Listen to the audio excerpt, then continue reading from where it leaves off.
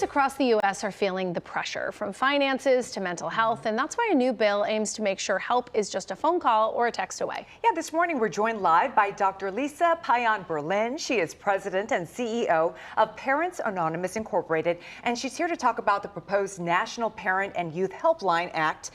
This is so timely. First of all, thank you so much for being here. Well, thank you for having me, because parents and kids and youth are struggling out there, and there's a real need to address whatever they're going through at any time.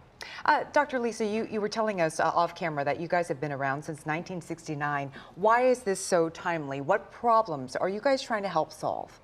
Well, we want problems not to get worse. We want people who are feeling stress, anxiety, and fear. We just talked about gas prices rising, the financial pressures, the affordability of living in LA or anywhere in this country that parents feel. And the future really depends on parents. So they need a way to reach out immediately to get emotional support. And that's what this act is all about, the National Parent Youth Helpline Act.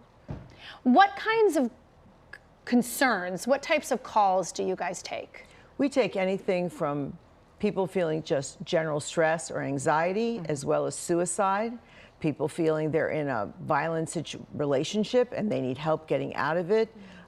Any kind of emotional issue that they're facing. There's not a topic around that we can't handle, because we have trained clinicians using evidence-based strategies. So we're not referring you off to somebody else. We're providing you with that emotional support.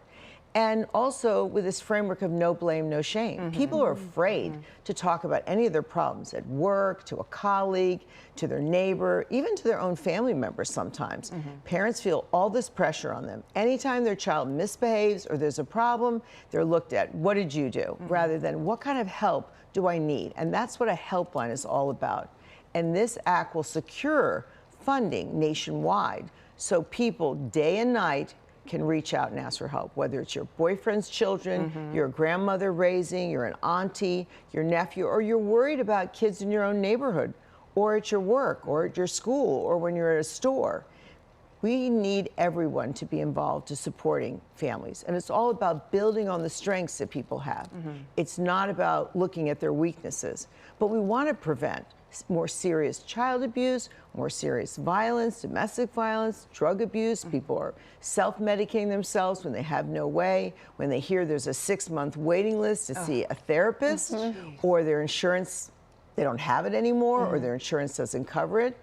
We need people, especially parents, kids, and youth, to know that there's a resource out there for them day and night. It was so great to see you guys address such a variety of issues, a variety of stressful situations. One that stood out to me personally, because I was a caregiver to my parents who both passed away of cancer, that you are in such a lonely place. You're so overwhelmed by the stress that's put upon your shoulders. How important is that to, help people get through that?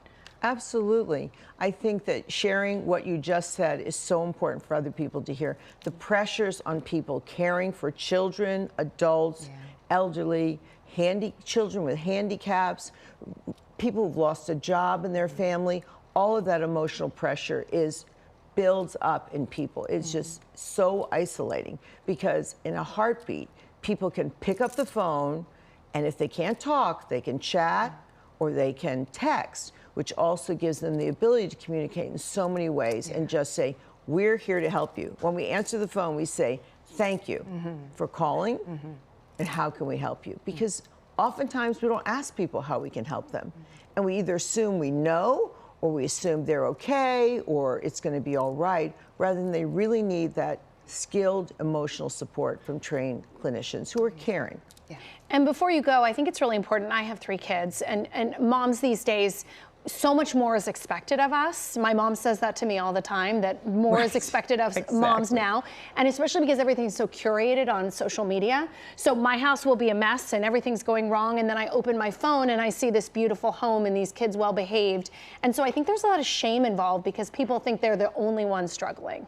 Absolutely. The whole idea of removing the shame and blame, and what social media has done to all of us as parents, as adults, and kids, it has affected our mental health.